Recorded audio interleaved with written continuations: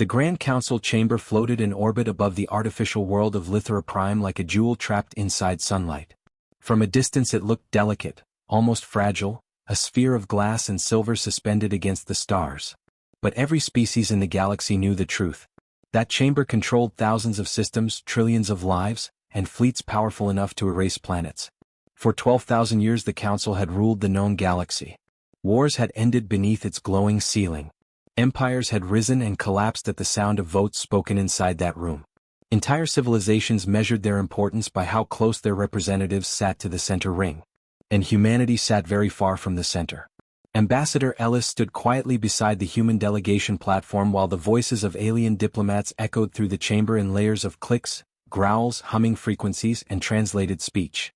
Above the circular floor floated holograms of entire star systems rotating slowly in the air. The galaxy looked peaceful from up there. Beautiful. Ordered. Controlled. Ellis knew it was none of those things.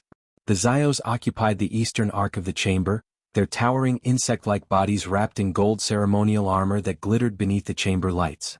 Every movement of their limbs looked precise and mathematical. Their empire controlled over 400 systems and possessed the largest energy fleet ever constructed. Beside them sat the Gorn War clans, enormous creatures of stone-gray muscle and reinforced bone plating. Their military fleets were legendary. Entire moons had surrendered at the mere arrival of Gorn fortress carriers. Further along the chamber floated the pale Velari scholars inside anti-gravity chairs, their translucent skin glowing faintly blue while streams of data flowed across the air around them.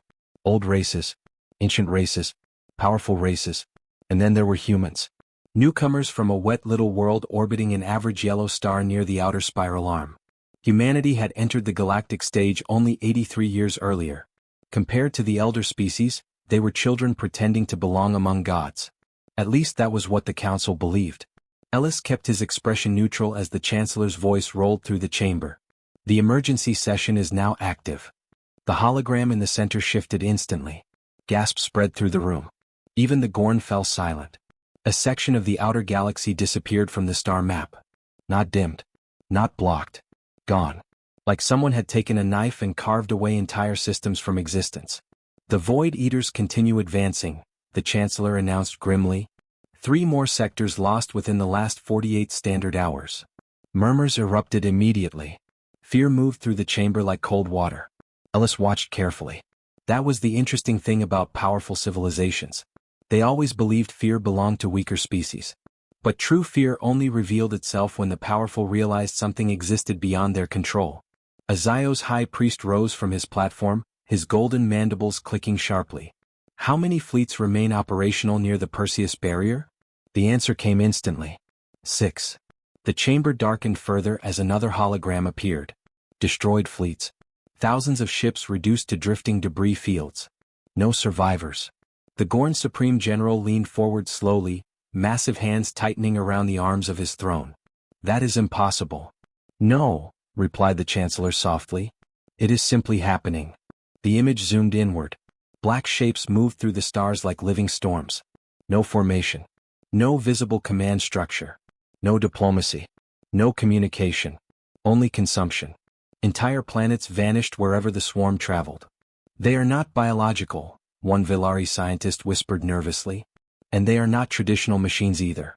We do not understand their construction. We understand enough, growled the Gorn general. They destroy everything. Another silence spread through the chamber. A dangerous silence. The kind that formed when civilizations realized their weapons might not save them. Then the Chancellor spoke the words everyone had feared. The Council officially requests united military intervention from every member species. The chamber exploded with reactions. The Zyos immediately offered battle fleets. The Gorn pledged fortress carriers. The Velari promised quantum weapons. One by one the great races announced their contributions with all the pride and confidence expected from galactic powers. Massive armadas. Planet killers. Solar cannons. Thousands upon thousands of warships. The room slowly regained some confidence as the military totals climbed higher. Power comforted them. Big fleets always did. Finally the Chancellor turned toward the outer ring. Toward humanity. And what does Earth offer? For a moment the chamber became very quiet. Ellis folded his hands behind his back. Humanity will send a ship. The silence lasted exactly 3 seconds. Then laughter erupted across the council chamber. Not polite laughter. Real laughter. The Zyos clicked their mandibles in amusement. The Gorn released deep grinding sounds that shook their armor. Even some of the smaller species looked embarrassed for humanity. One ship. Against the end of the galaxy. The Chancellor stared carefully at Ellis. One ship. Yes. The Zyos High Priest leaned forward, amusement glowing in his black compound eyes. Surely humanity misunderstands the scale of this crisis. No, Ellis replied calmly. We understand it perfectly. The holographic registry updated above the chamber. Zyos Empire, 1,200 warships. Gorn clans, 540 fortress carriers. Velari Union, 800 quantum cruisers. Humanity, 1 vessel. More laughter spread. The Gorn general shook his enormous head. Perhaps humans are wiser than we believed. They know when survival is impossible. Ellis said nothing. That only made them laugh harder. The Chancellor finally sighed. What is the designation of the human vessel? Ellis looked up at the floating stars above the chamber ceiling. The Pioneer. Several diplomats exchanged confused looks. No glorious title. No intimidating war designation. Just Pioneer. The Zyos priest tilted his head curiously. And what class of ship is it? For the first time, a faint smile touched Ellis's face. Small, he answered. The entire council chamber erupted again. But while the galaxy laughed at humanity's single ship, Ambassador Ellis quietly looked toward the black emptiness consuming the outer stars. And for the first time since the emergency session began, he almost felt sorry for the Void Eaters. The first world died without warning. No distress call. No final transmission. One moment the mining planet of Orpheus existed on council star maps, filled with 40 million citizens and orbital refineries stretching across the sky. The next moment it was dark. Every satellite, every ship, every city, gone. At first the council believed it was a sensor malfunction. Entire planets did not simply disappear. Not in civilized space. Not under the protection of the Grand Council. Then the second world vanished. And the third. Panic spread faster than information. Across the galaxy, fleets began moving toward the outer sectors while emergency broadcasts flooded every communication channel. News stations showed blurry images captured from long-range probes. Enormous black masses drifting between stars like moving wounds in reality itself. No engines. No formation lights. No visible structure. Just darkness swallowing light. The name Void Eaters came from terrified civilians before military analysts officially adopted it. Nobody knew what the things actually were. Biological scans failed. Mechanical scans failed. Energy readings contradicted themselves every few seconds. It was as if the swarm existed outside normal physics. Inside the Grand Council chamber, fear slowly replaced arrogance. Ambassador Ellis watched it happen in silence. The Zyos no longer stood proudly. Their golden armor looked dim beneath the chamber lights. The Gorn commanders spoke in low aggressive whispers instead of boasting openly. Even the Velari scholars, usually calm to the point of appearing emotionless, moved nervously through streams of floating calculations. Every new report made the situation worse. The Perseus defense grid has collapsed. Communication lost with the 9th expansion fleet. 14 colonies unresponsive. No survivors detected. The chamber lights darkened again as another military recording appeared in the center hologram. This one lasted only 19 seconds. A Zyos battle formation filled the screen, thousands of elegant golden ships moving in perfect synchronization near a dying star. Energy cannons fired continuously into the darkness ahead. Then the darkness moved. The council watched in horrified silence as black shapes flowed around the Zyos fleet like liquid shadows. Not attacking directly. Absorbing. Entire warships dissolved within seconds. The golden vessels didn't explode. They simply came apart. Metal peeled away atom by atom into drifting particles before vanishing into the swarm. The final image showed the Zyos flagship trying to retreat. Something black touched its hull. The ship folded inward like crushed paper. Transmission ended. Silence consumed the chamber. The Zyos high priest stared at the dead hologram without moving. 1,200 ships, he whispered. Nobody answered him. Because everyone understood the truth now. The galaxy's greatest fleet had lasted less than 4 minutes. The Gorn Supreme General stood abruptly from his throne. We strike immediately, he growled. Every available fortress carrier. Full assault formation. The Chancellor hesitated. "General, the Zio's attack failed." "That was not a war fleet," the Gorn snapped angrily. "That was ceremony and decoration. My ships are built for extermination." Hours later, the entire galaxy watched the Gorn counterattack. Hundreds of Iron Fortress carriers emerged from hyperspace around the dead system of Karen Reach. Compared to the elegant Zio's ships, the Gorn fleet looked brutal and primitive. Massive armor plating, rotating rail cannons, nuclear siege launchers large enough to shatter moons. The Gorn believed in overwhelming force. And for the first few minutes, it worked. The fortress carriers tore enormous holes through the outer edge of the swarm. Nuclear fire lit entire sections of space white. Chunks of black matter drifted apart under the relentless bombardment. Inside the council chamber, hope returned. The Gorn general smiled proudly. "You see," he said, "everything breaks if you hit it hard enough." Then the swarm adapted. The black mass suddenly divided apart like flowing water. The Gorn cannons began missing their targets as the enemy changed shape faster than military targeting systems could calculate. Then the shadows reached the first carrier. Council observers watched the giant warship vanish beneath moving darkness. Its armor peeled away. Its engines died. Its reactor collapsed inward. Then the black swarm used the wreckage against the rest of the fleet. Metal fragments accelerated through space at impossible speed. One fortress carrier exploded. Then another. Then 10 more. Within minutes, the Gorn formation collapsed into chaos. The Council watched giant warships slam into each other while black shadows consumed everything between them. The final transmission from the Gorn flagship echoed through the chamber speakers. "They learn." Static. Darkness. End of signal. The Gorn general slowly sat back down.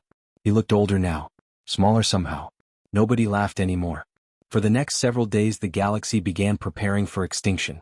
Civilian transports flooded inner systems. Religious groups declared the end times. Trade networks collapsed. Entire governments abandoned frontier colonies to save core worlds. Fear became the dominant language of civilization. And still the Void Eaters kept coming. They moved steadily toward the galactic center like an unstoppable storm. No negotiations. No communication. No mercy. Only consumption.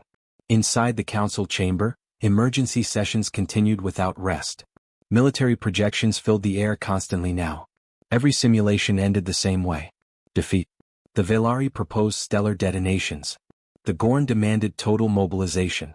The Zios suggested sacrificing outer systems to buy time. Nothing mattered. Every strategy failed. Every projection ended in extinction. Through all of it, Ambassador Ellis remained strangely calm. That frightened the Chancellor more than anything else. Finally, after another disastrous briefing, the Chancellor turned directly toward the human delegation. "Ambassador," he asked carefully, "why does humanity appear unconcerned?" The chamber slowly turned toward Ellis. The human ambassador looked at the rotating hologram of the advancing swarm for several seconds before answering. "Because," he said quietly, "you are all trying to fight the wrong war." Confused murmurs spread immediately. The Gorn general slammed one massive fist against his throne. "There is only one war." Ellis shook his head slowly. "No. There are two." The Chancellor narrowed his eyes. "Explain." Ellis looked around the chamber at the terrified faces of galactic civilization. "You built bigger ships," he said softly. "Bigger guns. Bigger fleets. Bigger explosions." The holograms of destroyed armadas rotated silently above them. But humanity learned something different. The Zios high priest tilted his head. What did humanity learn? For the first time since the crisis began. Ellis smiled. "We learned," he said quietly, "that the universe belongs to the smallest things." The pioneer left Earth without ceremony. No military parade. No crowds cheering from orbital stations. No dramatic speeches broadcast across the galaxy. That alone disturbed the Council. Every other civilization treated war like theater. The Zios surrounded their departing fleets with golden processions and religious chants. The Gorn launched fortress carriers beneath storms of fire and drums that could be heard from orbit. Humanity did none of that. A single gray vessel detached quietly from the Earth defense dockyards and drifted into open space. That was all. Inside the Grand Council chamber, representatives from every major species watched the live transmission with growing disbelief. The ship looked absurd. It was rectangular. Flat. Unimpressive. No visible weapons batteries lined its hull. No rotating cannons. No glowing shield emitters. Even its engine signature appeared weak compared to modern military vessels. The Pioneer looked less like a warship and more like an industrial cargo container someone had accidentally launched into space. The Gorn Supreme General stared at the hologram in open confusion. That, he asked slowly, that is the human response to extinction? Several delegates laughed nervously. The Zio's high priest clicked his mandibles in amusement. I have seen agricultural transports with stronger hulls. The camera zoomed closer toward the Pioneer as it rotated slowly against the stars. Still no weapons. Still no fleet escort. Just one small gray brick moving silently into darkness. The council chamber erupted with overlapping conversations. They cannot be serious. Perhaps humanity has surrendered already. Maybe the humans are evacuating important personnel. Is this some kind of diplomatic gesture? Ambassador Ellis ignored all of them. He stood with his hands folded behind his back while the Pioneer continued accelerating toward the outer systems. The Chancellor studied him carefully. You truly believe this vessel can stop the Void Eaters? Ellis answered immediately. Yes. The confidence in his voice unsettled the room. Not arrogance. Not desperation. Certainty. That frightened several delegates more than open fear would have. The Velari science minister floated closer to the central platform, her pale translucent face glowing faintly blue beneath the chamber lights. We scanned the vessel, she announced. Its energy output is remarkably low. More laughter spread. The Gorn general leaned back heavily in his throne. So humanity has decided to die with dignity. No, Ellis replied calmly. Humanity decided to solve the problem. The Gorn's expression hardened instantly. You speak boldly for a species sending a single toy ship into oblivion. For the first time Ellis turned fully toward him. General, he said quietly, if your greatest fortress carriers failed, why would we copy your strategy? The chamber fell silent. The Gorn looked ready to explode with anger, but before he could answer, emergency alarms suddenly echoed through the council chamber. The star map shifted violently. Another sector vanished. Several diplomats gasped. The Void Eaters had accelerated. Black infection-like patterns spread across the holographic galaxy faster than previous projections allowed. Entire communication networks disappeared in real time. The swarm was no longer advancing system by system. It was multiplying. The Chancellor's voice became strained. How long until they reached the inner core? The answer arrived from a military analyst standing near the tactical displays. 17 days. Panic exploded across the chamber. That's impossible. Previous estimates showed months. They're adapting. They're learning our routes. Ellis remained still. Watching. Listening. The council descended into chaos around him. Delegates shouted over each other while emergency fleet routes flooded the holographic displays overhead. Evacuation plans. Defense formations. Civilian collapse projections. None of it mattered. Because deep down, everyone already knew the truth. They were losing. Then another transmission arrived. The surviving fragments of the Zio's fleet. Static covered most of the signal. The image flickered violently before stabilizing long enough to reveal a destroyed command bridge filled with smoke and sparks. A wounded Zio's commander looked directly into the camera. They are not attacking randomly, he rasped. Fear spread instantly through the chamber. What do you mean? The Chancellor demanded. The commander swallowed hard. They ignore worlds without technology. Silence. The damaged officer continued. They target infrastructure, reactors, communications, shipyards, manufacturing centers. The image distorted again. They consume technology itself. Then the signal died forever. No one spoke. The realization settled over the chamber slowly and horribly. The Void Eaters were not invading for territory. They were feeding. The Gorn general clenched his fists. Machines. The Velari scientist shook her head nervously. No, worse. Above the chamber, the hologram zoomed inward on the black swarm. For the first time, analysts enhanced the imaging deeply enough to reveal movement inside the darkness. Tiny movement. Billions of tiny moving shapes. The Velari minister's voice became almost a whisper. The swarm isn't a fleet. The Chancellor stared upward. Then understanding hit him. It's a hive. Across the chamber, Ambassador Ellis quietly closed his eyes for one brief moment. Because humanity had already suspected that. That was why the Pioneer existed. Not because humans had weaker fleets. Not because they lacked resources. But because humanity understood something the galaxy never did. Against a hive. You did not send bigger weapons. You sent another hive. Far beyond the Council worlds, the Pioneer moved silently through hyperspace toward the approaching darkness. Inside the ship, Captain Sarah Chin sat alone on the bridge surrounded by dim white screens and soft humming machinery. No crew moved through the corridors. No soldiers prepared weapons. No battle chants echoed through the ship. Only silence. Sarah looked at the growing black storm visible on the forward display. Then she reached toward a small silver control resting beside her chair. The humming beneath the ship deepened slightly. Like something sleeping below the hull had started to breathe. And for the first time since leaving Earth, Captain Sarah Chin smiled. The Battle of the Perseus Barrier lasted 11 minutes. For the rest of galactic history, no one would ever forget them. The remaining Allied fleets gathered at the edge of the inner systems beneath the burning light of a dying red star. Thousands of warships stretched across space in defensive formations so massive they blocked out entire sections of the stars behind them. The Grand Council had deployed everything. Every reserve fleet. Every planetary defense platform. Every superweapon still operational. The galaxy had stopped pretending victory was possible. Now they were only trying to survive. Inside the council chamber, the atmosphere felt like a funeral. No one argued anymore. No one mocked humanity anymore. The chamber remained dim while military holograms floated silently above the central floor. Entire civilizations watched through live broadcasts as the combined fleets prepared for what everyone believed would be the final battle. Ambassador Ellis stood near the outer ring as officers shouted tactical updates across the chamber. Gorn carriers entering assault range. Zio's energy grid stabilizing. Planetary rail cannons online. Quantum barriers active. The Chancellor looked exhausted. How many ships remain operational? The answer came after a painful pause. 3,212. Weeks earlier that number would have sounded unstoppable. Now it sounded small. Very small. Then the enemy arrived. At first the stars simply disappeared. A section of space ahead of the Allied fleet became darker than the surrounding void, as though reality itself was being erased piece by piece. Then the darkness moved. Gasps spread through the council chamber. Even after weeks of reports and recordings, seeing the Void Eaters in full scale shattered something inside the minds of those watching. The swarm stretched across millions of kilometers. Not organized. Not symmetrical. It moved like flowing liquid wrapped around invisible gravity currents.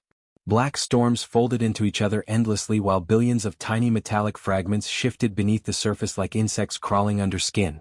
The Gorn Supreme General slowly stood. All ships, he growled, open fire. The stars vanished beneath weapons discharge. Rail cannons screamed across vacuum. Nuclear lances burned through darkness. Planetary defense arrays unleashed beams capable of splitting moons apart. For several glorious seconds, it looked like the galaxy might actually survive. Entire sections of the Black Swarm exploded apart beneath the bombardment. Massive shockwaves rippled through enemy formations while chunks of metallic debris scattered across the battlefield. Inside the council chamber, hope returned. Delegates shouted in relief. The Gorn general slammed one fist against his chest proudly. Forward. The Allied fleet surged ahead. Thousands of warships advanced together beneath a storm of firepower bright enough to illuminate nearby planets. Then the Void Eaters adapted. The Black Swarm suddenly changed shape. Not slowly. Instantly. Like a living organism reacting to pain. The outer edges of the swarm split apart into spiraling tendrils that curved around incoming attacks with terrifying precision. Entire bombardments missed as the darkness flowed around them like water escaping a blade. The Chancellor's face paled. They're predicting targeting solutions. The Velari scientist stared upward in horror. No, she whispered. They're learning them. Then the swarm reached the Allied front line. What followed did not feel like battle. It felt like consumption. The first Gorn Fortress carrier disappeared beneath moving darkness. Its heavy armor lasted less than 6 seconds before peeling away in giant molten sheets. The ship didn't explode. It unraveled. Millions of microscopic black particles crawled across the hull, dismantling it layer by layer faster than emergency systems could react. The council watched thousands of soldiers die without firing another shot. Then the swarm spread. Entire fleets vanished beneath black waves that moved too fast for tracking systems to follow. Zio's battle cruisers folded inward like crushed insects. Velari quantum shields collapsed under pressures their equations said should be impossible. The Allied formation shattered. Panic replaced strategy instantly. Retreat signals detected. Gorn carriers colliding. Command network offline. Multiple reactors critical. One by one the tactical icons above the chamber disappeared. Every blinking light represented thousands of lives. Gone. Gone. Gone. The Gorn general stared upward helplessly as another fortress carrier vanished. That ship carried 40,000 warriors. No one answered him. Because another ship died before he finished speaking. Then another. And another. The Void Eaters did not simply destroy technology. They devoured it. Every fallen vessel became fuel for the swarm itself. The black storm visibly grew larger as broken fleets dissolved into it. The galaxy was feeding its own extinction. Inside the chamber, screams erupted as civilian worlds near the battlefield began losing contact. Fragments of destroyed warships rained into nearby colonies. Orbital stations burned. Communication arrays vanished. The war had reached the core systems. Then something even worse happened. The swarm stopped advancing. The black storm hovered silently in the center of the battlefield, surrounded by the wreckage of thousands of ships. At first nobody understood why. Then the Chancellor noticed it. It's searching. The Velari minister's glowing eyes widened. For what? Before anyone could answer, a new signal appeared on the tactical display. One ship, small, gray, moving steadily toward the battlefield. The Pioneer. A strange silence spread across the chamber. Compared to the devastation surrounding it, the human vessel looked impossibly insignificant. A tiny rectangular object drifting calmly toward the largest extinction event in galactic history. The Gorn general stared at it in disbelief. That thing cannot possibly survive this. But Ambassador Ellis never looked worried. The Pioneer crossed through the graveyard of destroyed fleets without changing speed. Dead carriers floated around it like broken mountains. Fires burned silently across shattered hulls while frozen bodies drifted through vacuum. Still the gray brick continued forward. Calm, silent, steady. Then the impossible happened. The outer edge of the Void Eater swarm moved away from it. Not attacking. Avoiding. Confused voices erupted across the chamber instantly. What are they doing? Why aren't they engaging? Is the ship invisible? No energy cloaking detected. The Pioneer continued advancing directly into the center of the black storm. Still untouched. The Chancellor slowly turned toward Ambassador Ellis. What did humanity build? For the first time since the war began. Ellis looked genuinely serious. Not smug. Not proud. Concerned. His eyes remained fixed on the small gray ship drifting toward the heart of the swarm. Then he answered quietly. We built something, he said, that should probably never have existed. The Pioneer entered the swarm at exactly 3:17 Galactic Standard Time. Every surviving world watched it happen live. No music played across the emergency broadcasts now. No commentators spoke. Even the military analysts had fallen silent hours earlier. Nothing remained except the image of the small gray ship drifting into darkness where entire armadas had already died. Inside the Grand Council chamber, thousands of eyes remained locked on the central hologram. The Pioneer looked tiny against the storm. A single grain of dust moving toward a tidal wave. And yet the Void Eaters still refused to attack it. The black swarm shifted uneasily around the approaching vessel. Massive sections of darkness pulled backward as if reacting to something only the machines could sense. The Velari science minister floated closer to the tactical displays, pale blue light flickering nervously beneath her skin. That is impossible, she whispered. What is? Asked the Chancellor. They're behaving like prey. A cold silence spread through the chamber. The idea sounded absurd. The Void Eaters had erased civilizations. Consumed fleets. Destroyed planets. Entire species were evacuating core systems because of them. And now, they were retreating from one small human ship. The Gorn Supreme General leaned forward heavily. No weapon lock detected? A tactical officer shook his head. None. No shields. Minimal. No fleet support? Negative. The general stared upward in disbelief. Then why are the monsters backing away? Nobody had an answer. Far beyond the battlefield wreckage, the Pioneer continued drifting deeper into the swarm. Broken fragments of destroyed warships floated silently around it. Torn hull sections rotated slowly through vacuum beside frozen bodies trapped forever between stars. The human ship moved through the graveyard calmly. Without hesitation. Without fear. Inside the Pioneer, Captain Sarah Chen sat alone on the bridge beneath soft white lighting. The room looked more like a research laboratory than a military command center. Smooth silver walls curved around dozens of holographic displays showing streams of microscopic simulations. Sarah barely glanced at the battlefield outside. Her attention remained fixed on one specific screen. Billions of moving silver dots flowed across the display like living dust.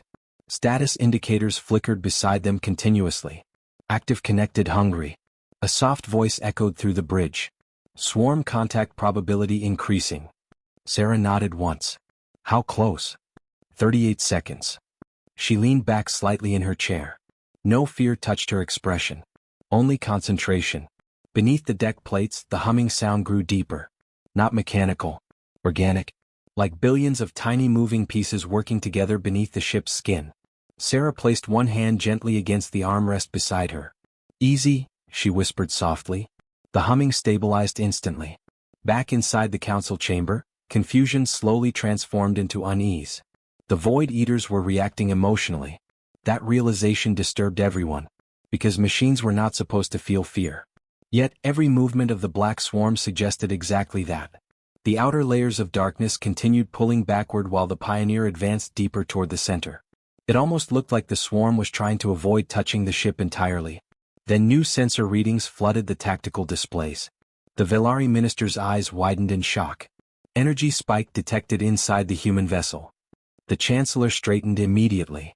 What kind of spike? She hesitated. I don't know. That answer terrified the chamber more than any warning could have. The Council knew every major weapons system ever created. Fusion cannons. Quantum torpedoes. Dark matter imploders. Antimatter spears. But the energy signature coming from the Pioneer matched nothing in galactic records. The Gorn general narrowed his eyes. Show us. The central hologram zoomed closer toward the gray ship. At first nothing appeared different. Then the hull began vibrating. Not violently. Subtly. Tiny ripples moved across the ship's metallic surface like wind passing over water. The humming deepened. Several delegates pressed their hands against nearby platforms as the vibration spread through the station itself. The sound bypassed speakers. People felt it in their bones. The Chancellor looked disturbed. That is not a reactor. No, whispered Ambassador Ellis quietly. It isn't. The Black Swarm reacted immediately. The Void Eaters began retreating faster now. Massive sections of darkness folded away from the Pioneer in spiraling patterns while billions of microscopic particles shifted frantically inside the storm. The Velari minister stared at the data streams flooding her displays. They're communicating. With who? Asked the Chancellor. She looked toward the Pioneer. With it. Silence crashed over the chamber. Then the first transmission arrived from the human ship. Captain Sarah Chin appeared on the central hologram for the first time. Several delegates looked surprised. She didn't resemble a legendary military commander. No armor. No medals. No battle scars. She wore a simple gray uniform with silver markings near the collar. Dark hair tied back neatly. Calm eyes. Steady breathing. A scientist. The woman looked more suited for a university laboratory than the final battle for galactic survival. The Chancellor spoke carefully. Captain Chin, what exactly is happening? Sarah looked briefly toward the battlefield outside her ship before answering. The Void Eaters are trying to understand us. The Gorn general slammed one fist against his throne. Then why are they retreating? For the first time, something dangerous flickered behind Sarah's calm expression.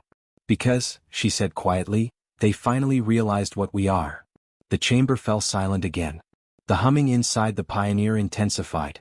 Tiny silver lights suddenly began appearing beneath the seams of the ship's hull. At first there were only a few. Then hundreds. Then thousands. The gray bricks slowly began glowing from within. The Void Eater swarm recoiled violently.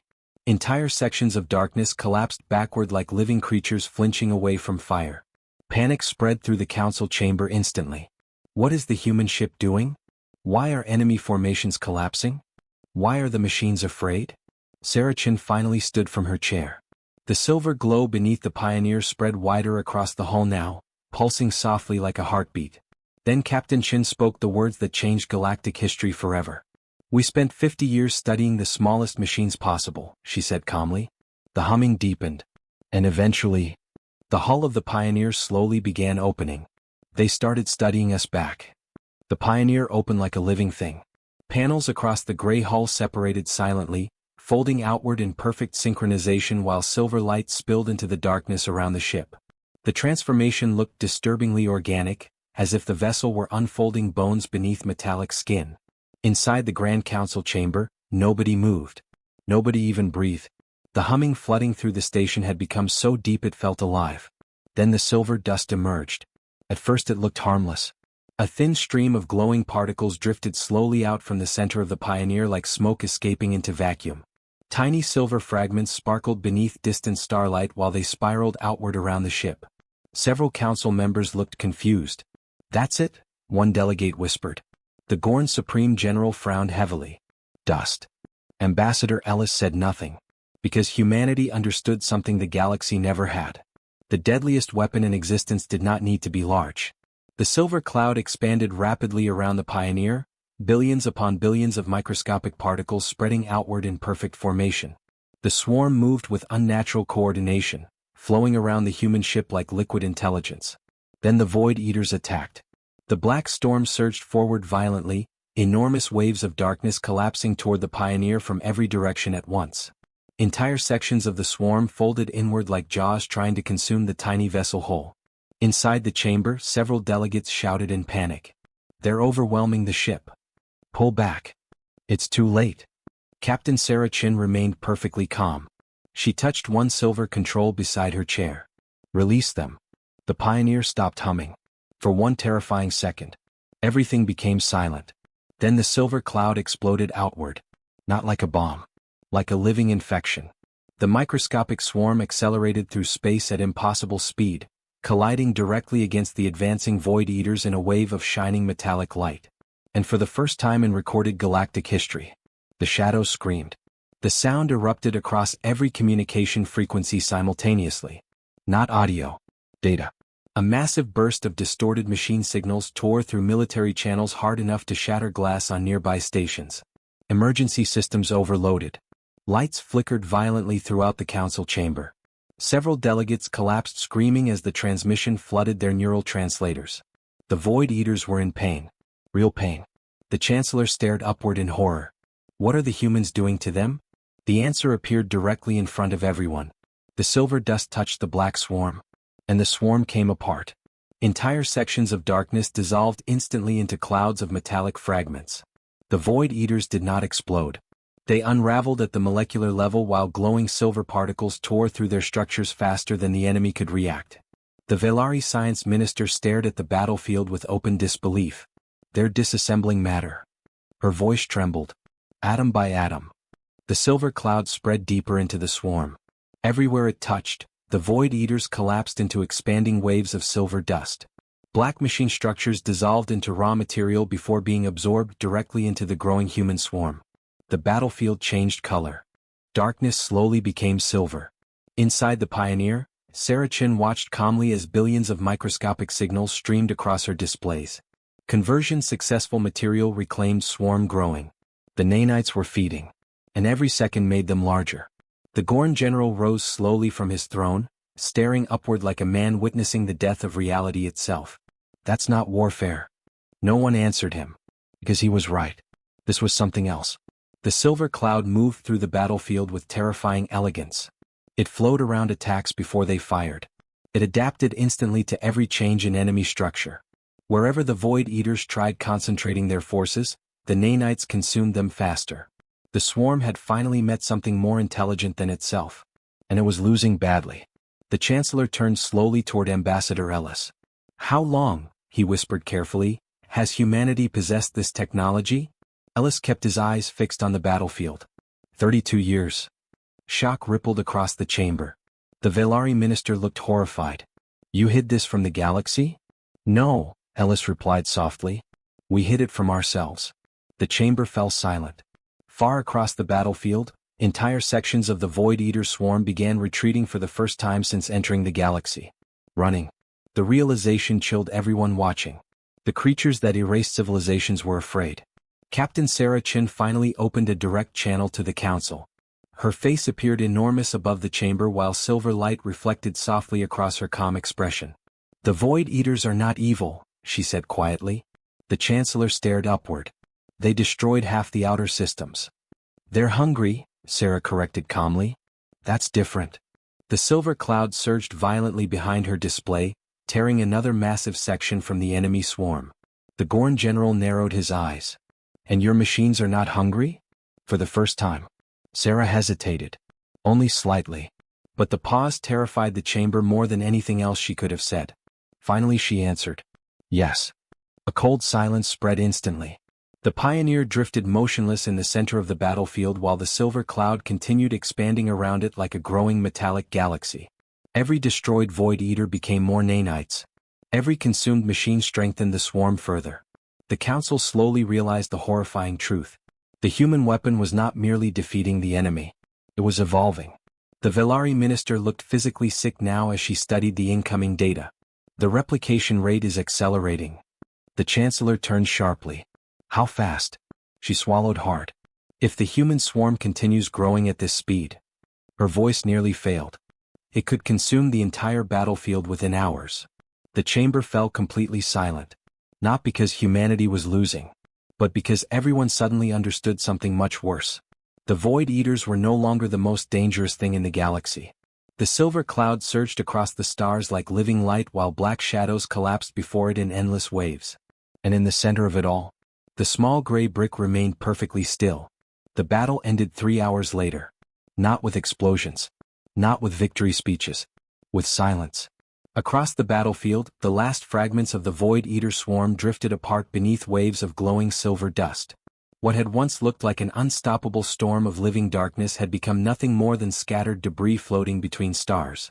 The silver cloud remained, expanding slowly through the wreckage. Watching. Waiting. Inside the Grand Council chamber, nobody celebrated. The surviving delegates stared at the battlefield hologram in complete silence while silver reflections flickered across their faces. Entire fleets had died out there. Civilizations had nearly collapsed. The galaxy itself had come within hours of extinction. And humanity had stopped it with one ship. One small gray brick. The psychological weight of that realization crushed the chamber harder than fear ever had. The Gorn Supreme General remained standing near his throne, massive hands clenched tightly behind his back. For the first time in his military career, he looked uncertain. Not defeated. Not humiliated. Afraid. The Zyos High Priest had lowered himself to his knees hours earlier and had not moved since. The Chancellor finally broke the silence. How many Void Eaters remain? The tactical officer checked the incoming scans twice before answering. None. The word echoed through the chamber like a prayer. None. The impossible enemy that had devoured worlds. Gone. Destroyed completely. Yet relief never came. Because everyone kept looking at the silver cloud. It stretched across millions of kilometers now, glowing softly in the darkness like a living nebula. Tiny silver particles drifted through the remains of destroyed fleets while fragments of consumed technology slowly disappeared into the swarm. The nanites were still feeding. The Velari science minister floated shakily near the tactical displays, pale blue light pulsing nervously beneath her translucent skin. They're reorganizing. The Chancellor looked toward her immediately. What does that mean? She hesitated. I don't know. That answer frightened the chamber again. Nobody understood the human swarm. Not truly.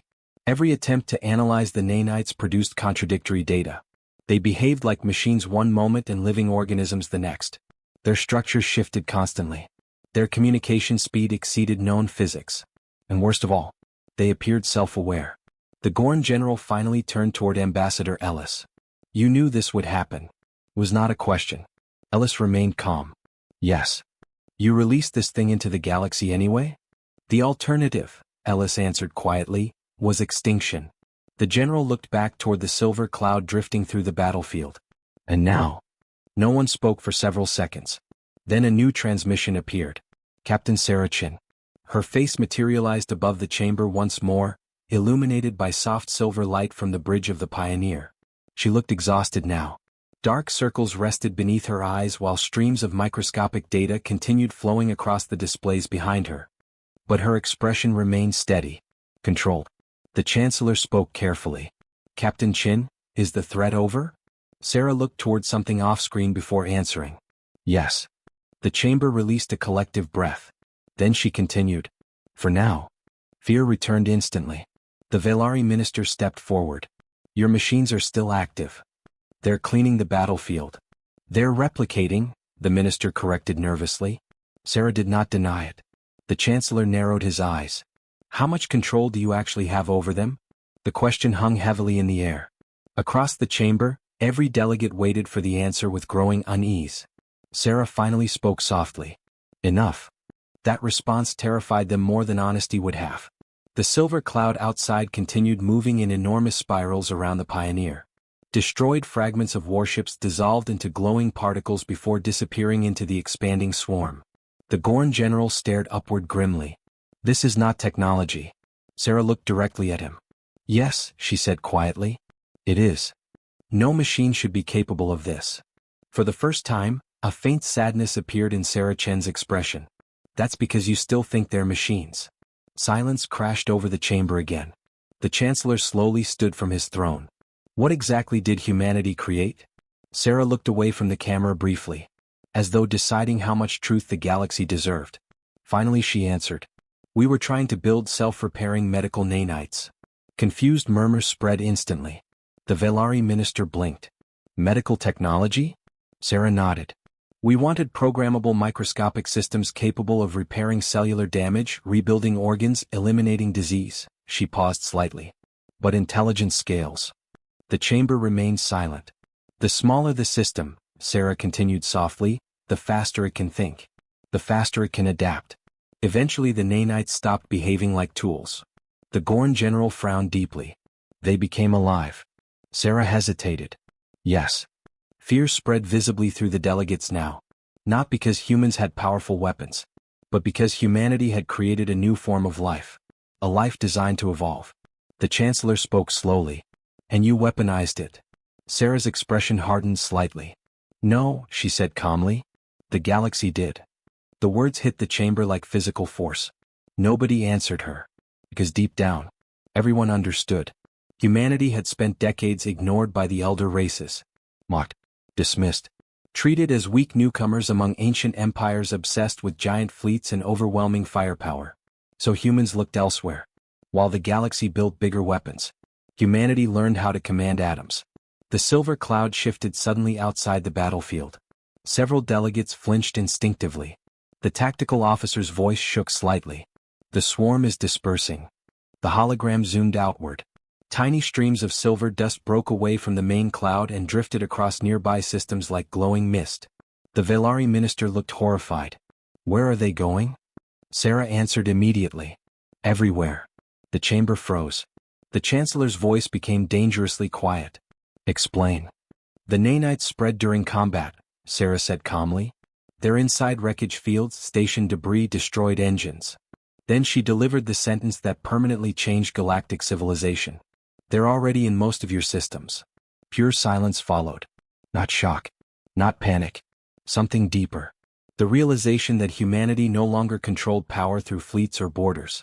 Humanity controlled the invisible world itself. The Gorn general slowly lowered his head. Not in surrender. In understanding. The Zio's high priest finally rose shakily from his knees and looked toward Ambassador Ellis with something no one had ever seen in his eyes before. Respect. Real respect.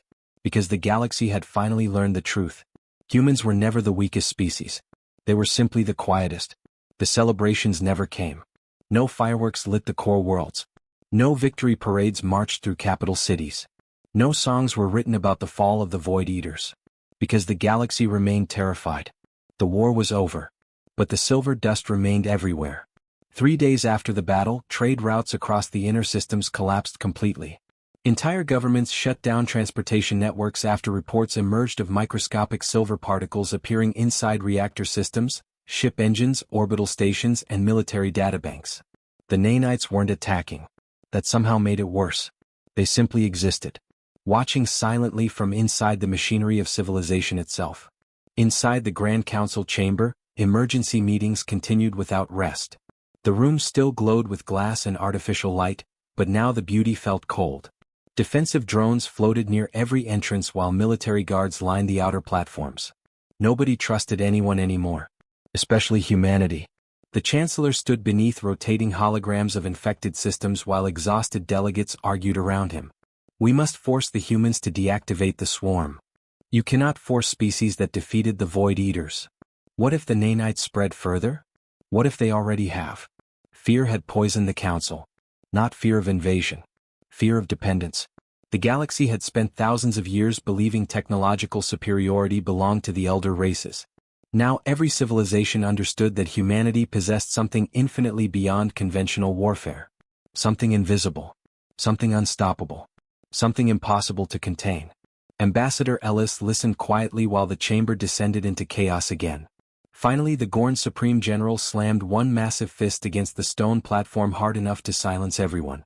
Enough. The room froze. The general slowly turned toward Ellis. One question matters now. The giant warrior's voice became grim. Can humanity control the silver dust? Every eye in the chamber shifted toward the human ambassador. Ellis answered carefully. Yes. The relief across the room lasted less than 2 seconds. Mostly.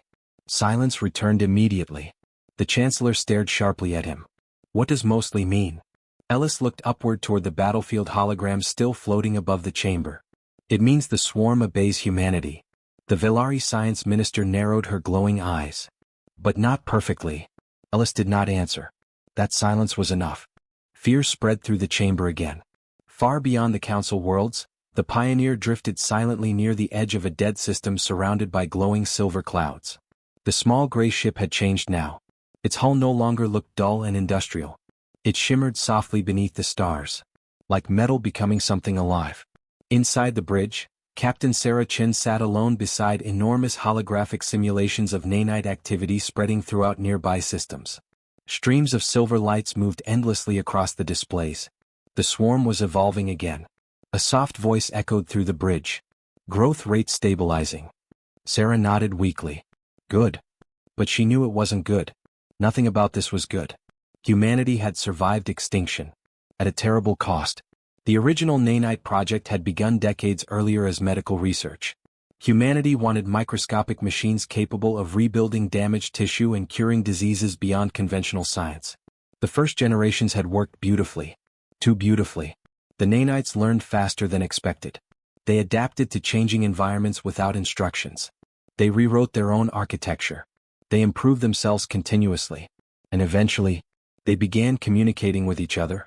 That was the moment humanity understood the danger. Not because the machines rebelled. Because they cooperated. Sarah closed her eyes briefly as memories surfaced. Laboratories sealed behind orbital quarantines. Scientists arguing about ethics. Governments demanding weaponization. Military analysts calling it the ultimate defense system. Then came the Void Eaters. And suddenly the nightmare became necessary. An alarm interrupted her thoughts. Incoming transmission from Council Central. Sarah opened the channel immediately. The Chancellor appeared above the bridge, his face more tired than she had ever seen.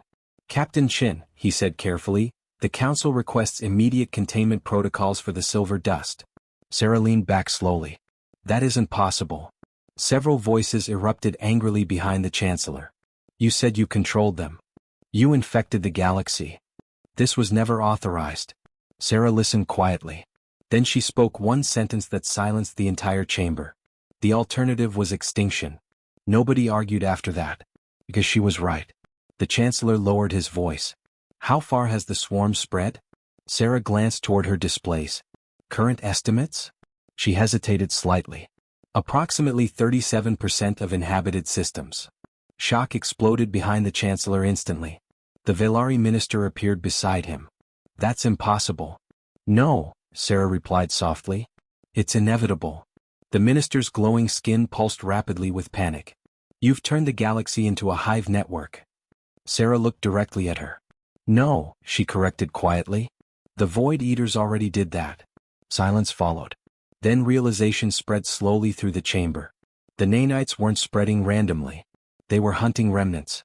Searching for hidden fragments of the Void Eater swarm buried inside damaged systems and destroyed technology. The war was still continuing invisibly. At microscopic scale. The Chancellor spoke again more quietly now. And if the nanites finished consuming every trace of the enemy? Sarah didn't answer immediately. That frightened them more than any warning could have. Finally she looked toward the silver clouds drifting outside the Pioneer. They'll keep evolving. Fear returned instantly. The Gorn general stepped closer to the transmission projector. Then destroy them. Sarah's eyes met his. You think we haven't tried? Silence. The general frowned deeply. What do you mean? Sarah looked exhausted suddenly. 5 years ago we attempted a full shutdown test. Her voice became softer. We lost an entire moon. Nobody spoke. The bridge remained silent except for the distant humming beneath the Pioneer's hull. The Chancellor stared at her carefully. So humanity cannot destroy the swarm anymore. Sarah finally answered with complete honesty. No. The word hit harder than the war itself. Because now the galaxy understood the truth completely. Humanity had not built a weapon. Humanity had created a new apex species. And it was already everywhere. 2 weeks after the fall of the Void Eaters, the Grand Council summoned humanity back to Lithera Prime. This time nobody laughed. The council chamber remained exactly as it had for thousands of years. The glass walls still reflected distant stars. Silver light still flowed softly beneath the transparent floors. Ancient banners still hung above the central platforms representing the oldest civilizations in the galaxy. But the atmosphere had changed completely. Fear lived there now. Respect too. The chamber that once treated humanity like children now waited in absolute silence for the arrival of one human ambassador. Ambassador Ellis entered alone. No guards. No military escort. No dramatic announcement. Yet every delegate in the room turned toward him instantly. The Zyos moved aside from the central pathway before he even approached. The towering insect-like priests lowered their heads slightly as he passed. The Gorn generals placed closed fists against their chests in formal warrior respect. Humanity had not conquered the galaxy. That somehow made them even more terrifying. Ellis walked calmly toward the human platform while thousands of eyes followed him in silence. Above the chamber, holographic star maps rotated slowly through the air showing the recovering systems of the inner galaxy. Silver indicators glowed across nearly every major world. Nanite presence confirmed. The invisible empire already existed. The Chancellor finally rose from his throne. The emergency session is now active. His voice sounded smaller than it once had. For the first time in 12,000 years, the galaxy faces a new balance of power. No one disagreed. The old military hierarchy had collapsed overnight. The Zyos fleets were shattered. The Gorn fortress carriers reduced to debris. The Velari strategic networks nearly destroyed. Only humanity had emerged stronger after the war. Because the war itself had fed their technology. The Chancellor looked directly toward Ellis. The Council wishes to discuss the future of the Silver Swarm. Murmurs spread quietly through the chamber. Everyone knew the real meaning behind those words. Control. The galaxy wanted reassurance. Ellis remained calm. The swarm is stable. The Velari science minister immediately stepped forward. With respect, Ambassador, your definition of stable is deeply concerning. Several delegates nodded nervously. The minister activated a holographic display above the chamber. Streams of silver light spread across dozens of systems. Nanite activity continues increasing, she explained. Your machines are integrating themselves into infrastructure, energy systems, communication arrays. They are repairing them, Ellis interrupted quietly. Silence followed. The minister hesitated. Because he was correct. Since the war ended, damaged stations had begun restoring themselves mysteriously. Broken engines restarted without maintenance crews. Crippled defense satellites slowly repaired microscopic structural damage on their own. The nanites were rebuilding the galaxy. The Chancellor folded his hands carefully. And what happens if humanity decides to weaponize that capability against another species? That was the real fear. Not the nanites themselves. Human intention. Ellis looked around the chamber slowly. For years these civilizations mocked humanity. Dismissed them. Treated them like primitive outsiders sitting at the edge of galactic society. Now those same civilizations looked genuinely afraid. Not because humans shouted loudly. Because humans stayed calm. Ellis finally answered. If humanity wanted conquest, he said softly, you would already belong to us. The chamber froze. Not a threat. A fact. That frightened them far more. The Gorn Supreme General slowly stood from his platform. Massive scars crossed his stone-gray skin now. The war had aged him decades and weeks. When my fleets died at the Perseus Barrier, he rumbled deeply, I believed strength came from armor and firepower. He turned fully toward Ellis. I was wrong. The statement stunned the chamber. Gorn commanders never admitted weakness publicly. Yet the general lowered his head slightly. Humanity saw deeper than the rest of us. The Zyos high priest moved next. For centuries the Zyos considered themselves intellectually superior to every younger species. Their empire dominated galactic science, politics, and religion alike. Now the old priest looked humbled. We built larger weapons, he admitted quietly. Humans built smaller gods. A cold silence spread again, because everyone understood how accurate that sentence truly was. Far from Lithra Prime, the Pioneer floated silently in orbit above Earth. It no longer resembled the dull gray brick that left the planet weeks earlier. The ship had transformed. Its surface shimmered like polished silver crystal beneath sunlight while microscopic streams of glowing particles moved constantly across the hull like flowing veins. The nanites were still changing it. Inside the ship, Captain Sarah Chin stood before enormous observation windows overlooking Earth below. Blue oceans reflected softly across her tired eyes while silver diagnostic streams floated through the bridge behind her. A soft voice echoed nearby. Council communications remain active. Sarah sighed quietly. Of course they do. Humanity had become the center of galactic politics overnight.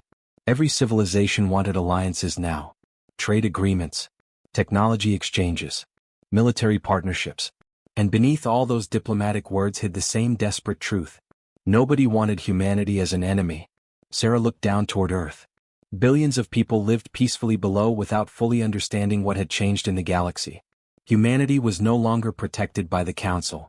Humanity had become the thing the Council feared. Back inside the chamber, the Chancellor activated the final proposal. The Grand Council officially recognizes the sovereignty of Earth and requests permanent strategic alliance status with humanity. Shock spread through several lower delegates. The wording mattered. The Council was not offering membership. It was asking for protection. Ellis studied the holographic proposal silently.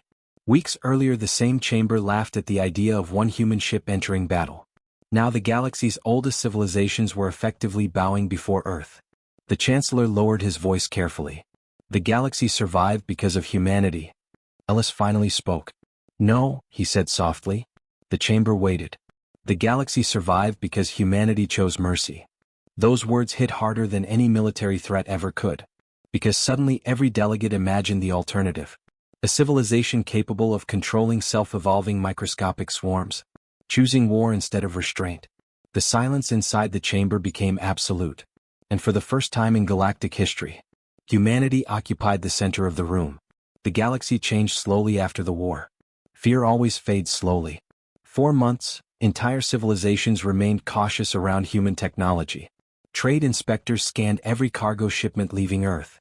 Military fleets avoided traveling too close to human-controlled sectors. Some worlds even banned silver-colored machinery entirely out of superstition. But no one challenged humanity openly. No one dared. The memory of the Void Eaters remained too fresh. The galaxy still remembered what happened when the small gray ship arrived at the battlefield. One ship. One silent vessel. One decision that changed civilization forever. Above Earth, the Pioneer remained in orbit like a second moon. From the surface it appeared as a glowing silver star hanging motionless in the night sky. Children grew up pointing toward it. Artists painted it across city walls. Scientists studied it endlessly while governments quietly feared it. The ship no longer belonged entirely to humanity anymore.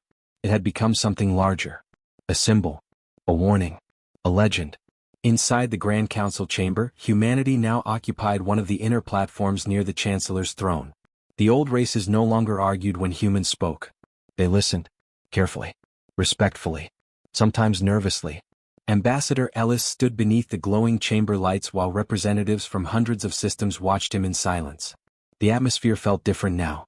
Less arrogant. Less divided. The war had humbled everyone. Behind Ellis, holographic star maps displayed new exploration routes extending far beyond known galactic borders. Human vessels had begun traveling deeper into unexplored space than any civilization ever attempted before. And strangely, they still only sent one ship at a time.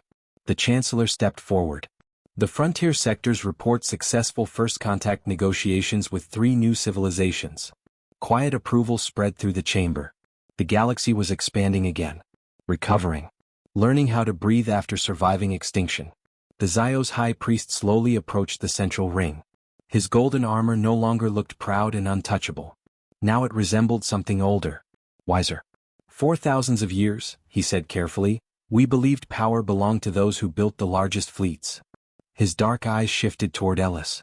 Humanity taught us otherwise. The chamber remained silent. Because everyone knew it was true. The Gorn Supreme General stood next.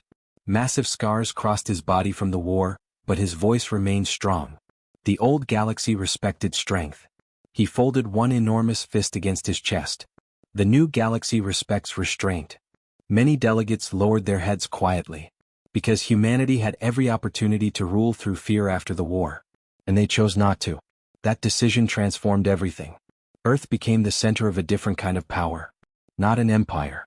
Not a dictatorship. Something stranger. A civilization strong enough that it no longer needed to dominate others. Far above the blue planet, Captain Sarah Chin stood once again on the bridge of the Pioneer. But now the ship felt peaceful. Quiet.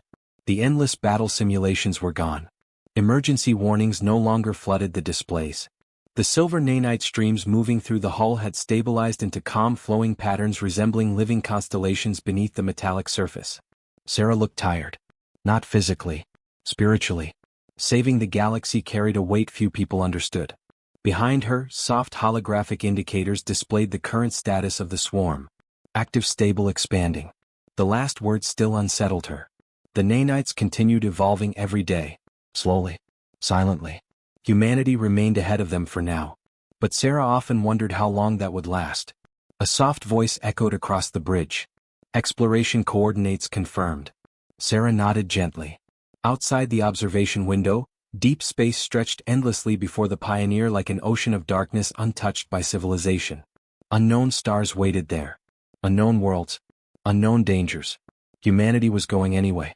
Because that was what humans always did. They explored. They adapted.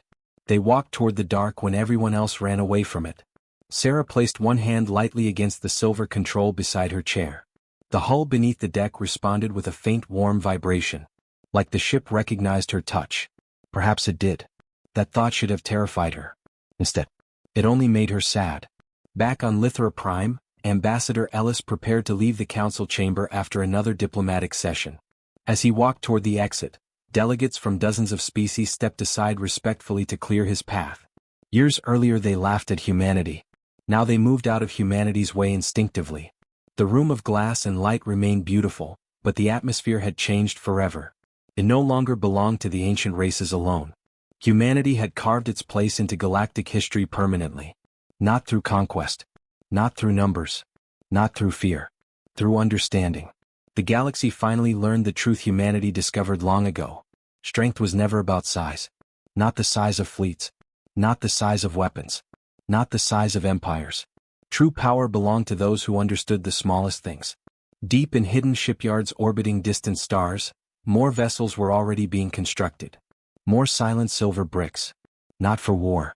For exploration. For discovery. For journeys beyond the edge of known space. And every civilization in the galaxy watched those ships carefully. Because they all remembered the lesson of the Pioneer. Never underestimate the quiet species. Especially when they only send one ship.